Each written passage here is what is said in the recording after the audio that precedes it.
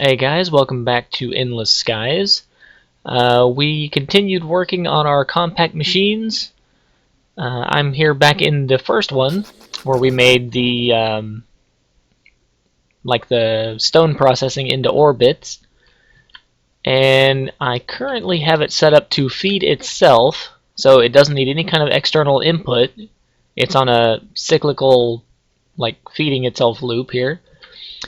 So all the processing here is exactly the same as it was, but down here on the export where the non-ore goes, I blacklisted coal and put a little splint off over here, put the coal in a cache. There's, 300 in there now. And the coal is going into this energy condenser, turning coal into cobblestone and feeding the cobblestone back into the top of the system here. So actually I can get rid of these now. It's totally feeding itself. So this is a self-contained unit that just outputs iron and other junk over there. Well, iron, aluminum, all the metals. Super quick. Everything goes out through this wall right here, which is the south wall. Yeah, that's the south wall there. So let's show you what we're doing with it. Let's hop out of here. So there's the room right there. There's the machine.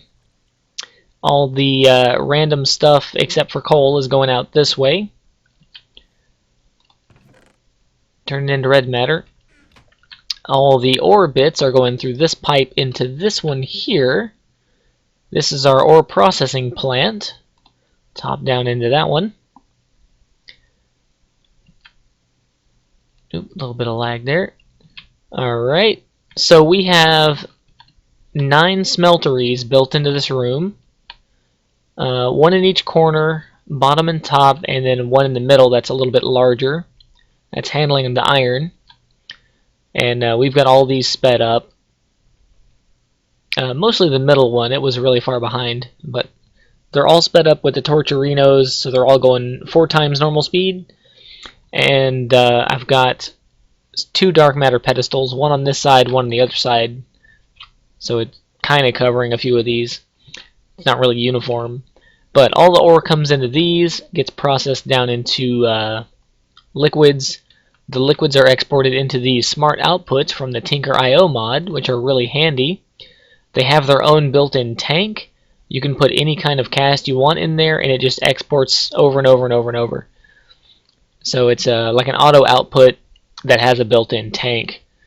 So if it gets backed up, it'll at least hold some fluids that your smeltery can't hold on to.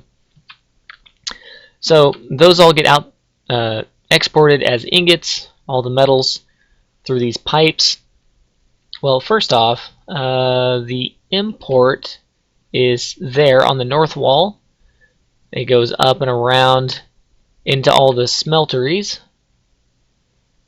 And the outputs are all going down to the bottom and across back up to the south end here. We don't have anywhere for it to go yet. We've got an alchemical chest here that was like almost immediately filled. All the rest of it's going into this one that are just making shiny blocks, just because that's what I had on hand. So all the metals are turning into shiny blocks currently. We'll have this set up later, but that's the export.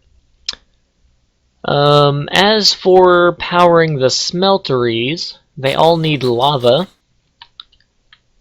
So we've got all these lava tanks hooked up to fluid conduits, and those are all being fed from up here on the top side of the block.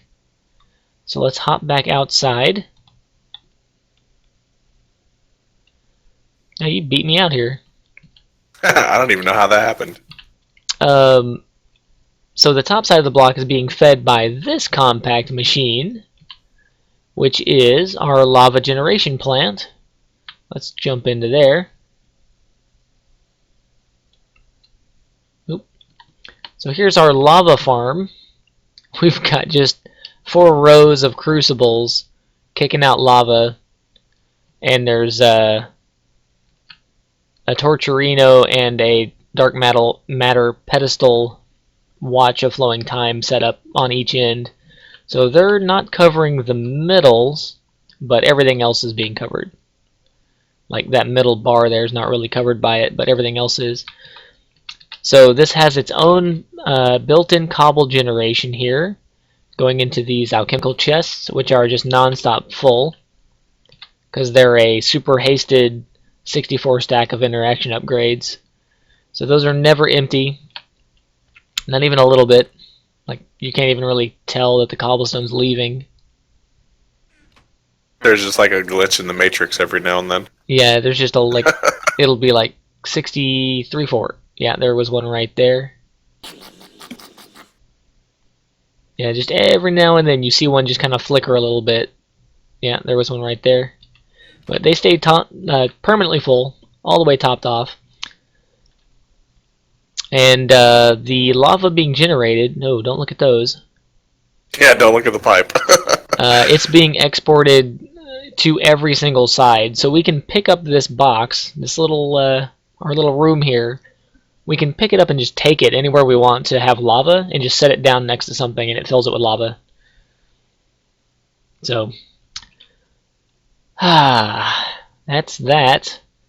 6.5 minutes of explanation for about 3 hours of work.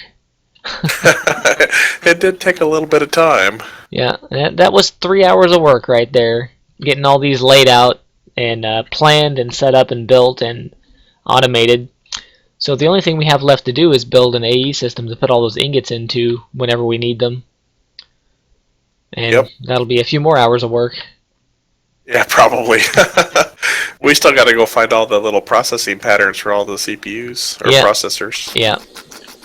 Oh man. So I guess our next project, other than let's see what other people suggest, we're gonna put one of these little farms here. Probably exactly this farm right here. We're gonna put that inside a room, just so it's not out here in the open. It'll be tucked away inside a pocket dimension. So we'll have that.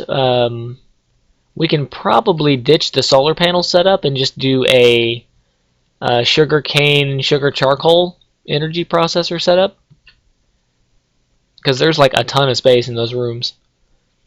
We can do a sugar charcoal generator setup inside one of those, and just have a generator room block for anything we need for power.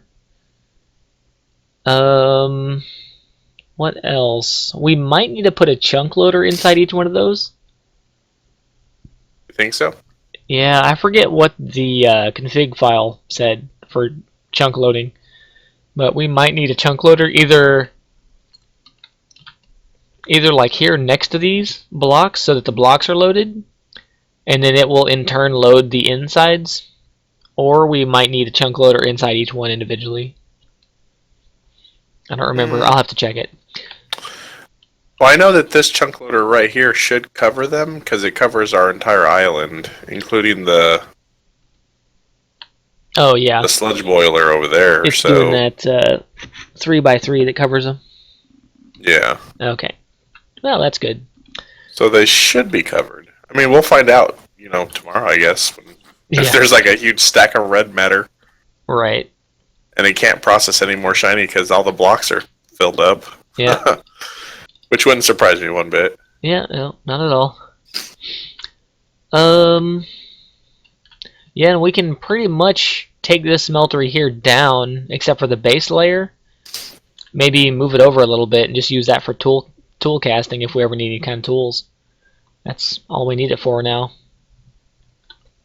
Yeah, I was thinking about maybe putting it over here in this corner. Yeah. Just so it's kind of out of the way.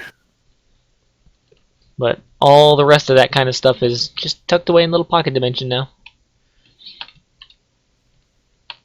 Yeah, it's so much more compact, considering what we got in there. Yeah. There is a large amount of stuff in there. So let's see. The next thing that we're gonna do after we go to bed, tomorrow we are going to make the let's see, where is it? This one right here, the meteorite compass. Yeah, we'll be doing this tomorrow. We're gonna make a meteorite compass and go and find some more meteors and look for the patterns to make the AE stuff, and then make an AE system somewhere, probably in a room, because those are really convenient. We There have one of was 4 processing patterns, so. there was a meteor over here that I showed off. I have since totally vein-mined it out and dismantled it. So there was a meteor here in this big giant crater. You having a nice lava shower there? Yeah. So this is totally gone. Whenever we find more, then we'll be able to get the patterns and stuff for the AE system. But we got to do the meteorite compass so we can find them. Otherwise, it's just a lot of wandering around. But this will be pretty much it for the episode. Little 12-ish minute episode, just as a follow-up to the last one.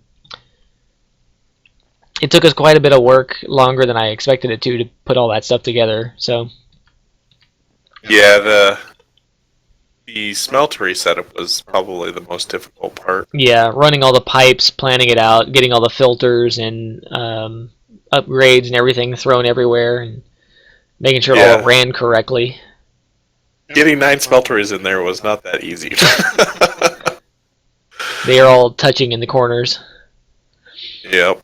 So anyway, yep, just a follow-up for the last one. So anybody that's keeping track, we are short one episode. I think. Well, if you count this as a half, then we're short a half episode. But I put 4 up yesterday. It was 2 full ones and 2 follow-ups. So I guess I'm on track. Yeah, I think that came out to 3 if you count those as halves. Right. All right, we're good then. Yep. We'll call that good then.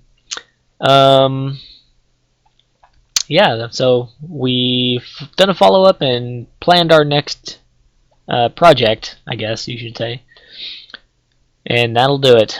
So thanks for coming by and watching the episode. Hope you guys are having fun playing. Any of you guys watching? Oh, there's the rain. Perfect timing. That means it's time to end. So, Yep. any of you guys playing along, if you have any questions, comments, concerns, or just funny things that you've done in the pack, let us know, because we'd like to hear from you. And hello to Mr. Nolasco, who keeps saying hello in the comments. I think it's a Mr. I assume so. Anyway. Yeah, I think so. I think his first name is Nicholas, right? Yeah. Anyway, yeah, that'll wrap it up. So we'll see you guys next time and have fun. Take it easy, guys.